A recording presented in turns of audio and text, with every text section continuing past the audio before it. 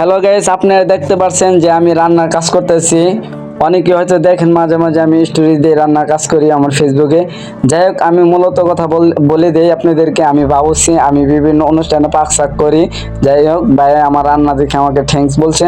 রান্না করার যত মশলা লাগে সবগুলো ব্লেন্ডার করে রাখছে বাসার ভাবিরা।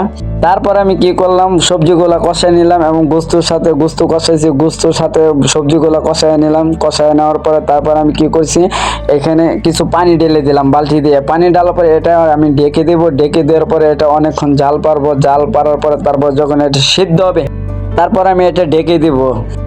সবজিগুলো আমি ঢাকনা দিয়ে ঢেকে দিলাম, তারপরে ঝাল দিলাম। জাল পাতে থাকলাম অনেকক্ষণ পরে এটা খুলে আমি লাড়াচাড়া দিলাম। এটার ভিতরে আমি চাউল দিয়ে দিচ্ছি।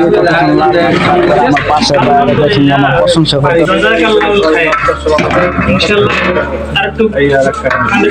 বোঝা যাবে খাওয়ার পরে ইনশাআল্লাহ।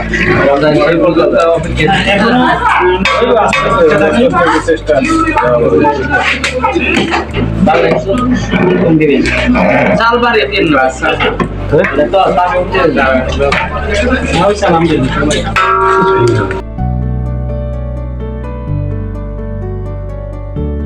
খিচুড়ি রান্না করে ফেলছি। আমি ডেকটা নামিয়ে ফেলছি। আপনারা ডেকের উপর দেখতে পাচ্ছেন কিছু কয়লা দিছি যেন ভালো করে ফুটার পরে বোনা খিচুড়ির আপনারা দেখেন।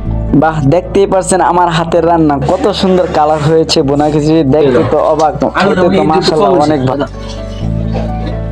খুব স্বাদ হয়েছে। বোনা খিচুড়ি রান্না হয়ে গেছে এবং আমরা সবাই খেতে বসলাম। খাওয়ার পরে সবাই ভিডিও নিয়ে ব্যস্ত হচ্ছে, আমিও ভিডিও করে ফেললাম।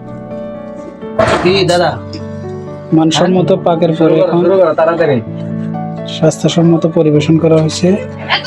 খুব স্বাদ। খাইয়ে ইনশাআল্লাহ সবাই সবার মতামত জানাবেন।